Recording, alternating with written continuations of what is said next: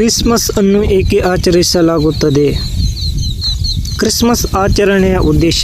Christmas ಅನ್ನು ಜಗತ್ತಿನಾದ್ಯಂತ ಅತ್ಯಂತ ಸಡಗರ ಸಂಭ್ರಮದಿಂದ ಆಚರಿಸಲಾಗುತ್ತದೆ. ಅಂಗಡಿಗಳು, ಶೋರೂಮ್ಗಳು, ಶಾಲೆಗಳು ಎಲ್ಲೆಡೆ ಕ್ರಿಸ್ಮಸ್ ಅಲಂಕಾರಗಳು, ಪಾರ್ಟಿಗಳು ಮತ್ತು ಆಚರಣೆಗಳು ಇರುತ್ತವೆ. ಮಕ್ಕಳು, ವಯಸ್ಕರು ಎಂಬ ಭೇದವಿಲ್ಲದೆ ಎಲ್ಲರೂ ಕ್ರಿಸ್ಮಸ್ಗಾಗಿ ಕಾತುರದಿಂದ ಕಾಯುತ್ತಾರೆ. ಆದರೆ ಕ್ರಿಸ್ಮಸ್ನ ನಿಜವಾದ ಅರ್ಥ ಮತ್ತು ಆಚರಣೆಯ ಉದ್ದೇಶವೇನು ಎಂದು ಹಲವರಿಗೆ ತಿಳಿದಿರುವುದಿಲ್ಲ. ಕ್ರಿಸ್ಮಸ್ ಎಂದರೆ ಕ್ರಿಸ್ತನ ಜನ್ಮದಿನ.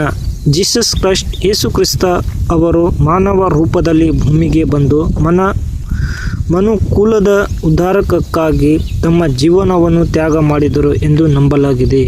ಅವರ ಜನನವನ್ನು ಸ್ಮರಿಸಲು ಪ್ರತಿ ವರ್ಷ ಡಿಸೆಂಬರ್ 25ರಂದು ಕ್ರಿಸ್ಮಸ್ ಅನ್ನು ಆಚರಿಸಲಾಗುತ್ತದೆ. ಈ ದಿನವನ್ನು ಶಾಂತಿ ಮತ್ತು ಪ್ರೀತಿ ಮತ್ತು ಸದ್ಭಾವನೆಯ ಸಂಕೇತವಾಗಿ ನೋಡಲಾಗುತ್ತದೆ.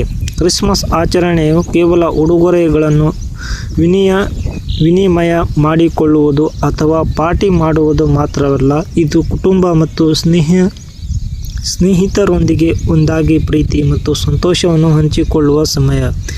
ಈ ಆಚರಣೆಯು ದಾನ ಮತ್ತು ಸಹಾಯ ಮಾಡುವ ಮನೋಭಾವವನ್ನು ಸಹ ಉತ್ತೇಜಿಸುತ್ತದೆ, ಏಕೆಂದರೆ ಜೀಸಸ್ ಕ್ರೈಸ್ಟ್ ಅವರು ನಿಸ್ವಾರ್ಥ ಸೇವೆ ಮತ್ತು ತ್ಯಾಗಕ್ಕೆ ಆದ್ಯತೆ ನೀಡಿದರು.